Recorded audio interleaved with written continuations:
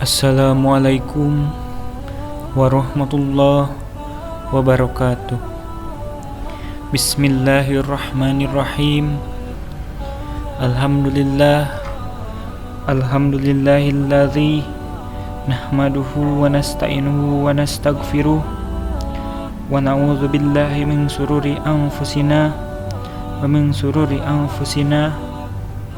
min sayyiati a'malina. May yahdihillahu fala mudhillalah wa may yudhlil fala mudhillalah. Asyhadu an la ilaha illallah wa asyhadu anna Muhammadan abduhu wa rasuluh. La nabiyya ba'dah wa rasula abdah. Amma ba'du. Hadirin yang dirahmati Allah, pernikahan dalam Islam bukan sekadar penyatuan dua insan, tetapi juga merupakan ibadah dan perjanjian yang agung. Allah Subhanahu wa taala berfirman dalam Quran surat Ar-Rum ayat 21. A'udzu billahi minasy syaithanir rajim. Bismillahirrahmanirrahim. Wa min ayatihi an khalaqalakum min anfusikum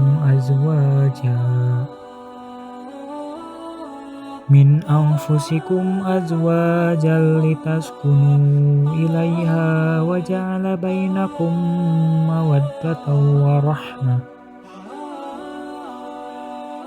Inna fi dzalika laayatin liqaumin yatafakkarun.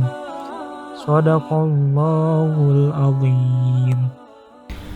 Ayat ini menunjukkan bahwa pernikahan memiliki tujuan mulia, bukan hanya untuk memenuhi kebutuhan biologis, tetapi juga untuk menciptakan keluarga yang sakinah, mawadah, dan warahmah.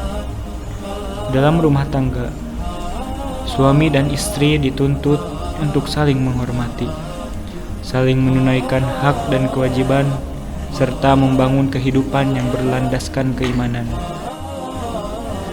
Al-hikmatu fi masyru'iyatin nikah. Hikmah pernikahan.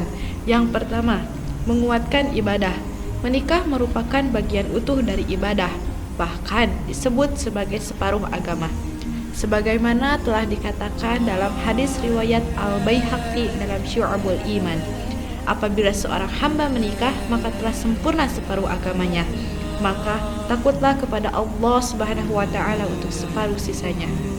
Yang kedua, menjaga kehormatan diri. Semua manusia memiliki insting dan kecenderungan kepada pasangan jenisnya yang menuntut disalurkan secara benar. Apabila tidak disalurkan secara benar, yang muncul adalah penyimpangan dan kehinaan. Yang ketiga, mendapatkan keturunan. Tujuan mulia dari pernikahan adalah mendapatkan keturunan, sebagaimana diungkapkan dalam Al-Quran surat An-Nahl. A'udzu billahi minasy syaithanir rajim. Bismillahirrahmanirrahim. Wallahu ja'ala lakum min anfusikum azwajan wa ja'ala lakum min azwajikum banina wa hafadatan wa razaqakum minat thayyibah. Yang keempat, menyalurkan fitrah. Di antara fitrah manusia adalah berpasangan, bahwa laki-laki dan perempuan diciptakan untuk menjadi pasangan agar saling melengkapi, saling mengisi, dan saling berbagi. Dan yang terakhir, membentuk peradaban. Menikah menyebabkan munculnya keteraturan hidup dalam masyarakat. Muncullah keluarga sebagai basis pendidikan dan penanaman nilai-nilai kebaikan. Hadirin rahimakumullah.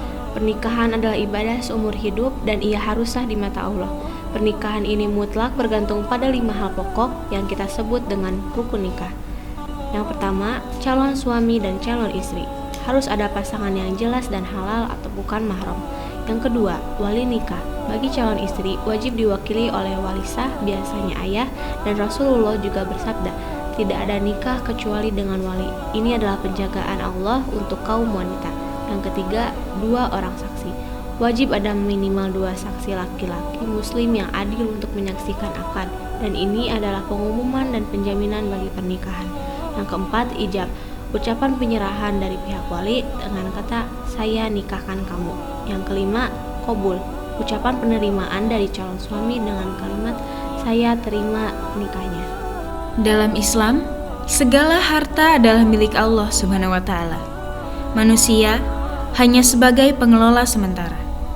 Setelah seseorang meninggal, harta peninggalannya wajib dibagikan sesuai ketentuan Allah dalam hukum faraid.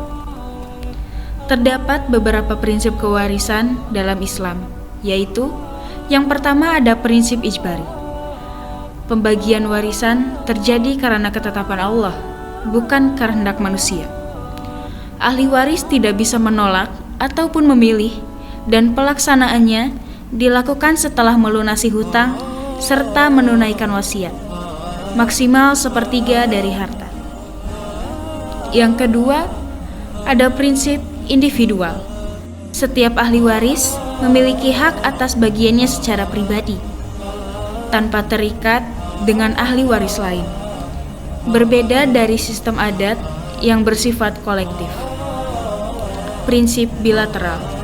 Laki-laki dan perempuan sama-sama berhak menerima warisan dari garis keturunan ayah maupun ibu, sesuai dengan ketentuan Al-Quran Surat An-Nisa ayat 7, 11, 12, dan 176. Yang terakhir, prinsip kewarisan karena kematian. Warisan hanya diberikan setelah pewaris meninggal dunia. Tidak ada pewarisan semasa hidup. Hadirin rahimakumullah, bagian-bagian ahli waris yang sudah ditentukan disebut zawil furuj. Menurut Al-Quran adalah sebagai berikut. Yang pertama yaitu mendapatkan bagian setengah atau 1/2, di mana yaitu anak perempuan tunggal, cucu perempuan tunggal dari anak laki-laki, saudara perempuan sekandung, saudara perempuan sebapa jika tidak ada saudara perempuan sekandung. Yang terakhir yaitu suami jika istri yang meninggal tidak punya anak. Kemudian yang kedua, mendapatkan bagian 1/4 atau 1/4, yaitu suami jika istri mempunyai anak, istri jika suami yang meninggal tidak punya anak. Kemudian yang ketiga ada mendapat bagian 1/8 atau 1/8, di mana 1/8 ini hanya untuk istri jika suami tidak mempunyai anak. Yang keempat, mendapat bagian 2/3, di mana 2 anak perempuan atau lebih jika tidak ada anak laki-laki, kemudian 2 cucu perempuan atau lebih dari anak laki-laki jika tidak ada anak perempuan, 2 saudara perempuan sekandung atau lebih, 2 saudara perempuan sebapa atau lebih jika tidak ada saudara perempuan sekandung. Yang kelima yaitu mendapat bagian 1/3, di mana ibu jika yang meninggal tidak mempunyai anak atau saudara perempuan. Kemudian 2 orang saudara perempuan atau lebih jika yang meninggal tidak punya anak atau orang tua. Dan yang terakhir mendapat bagian 1/6, yaitu ibu jika bersama anak atau cucu dari anak laki-laki, ayah jika bersama anak atau cucu, kakek jika bersama anak atau cucu sedangkan ayahnya tidak ada, nenek jika tidak ada ibu, dan yang terakhir saudara seibu jika tidak ada anak.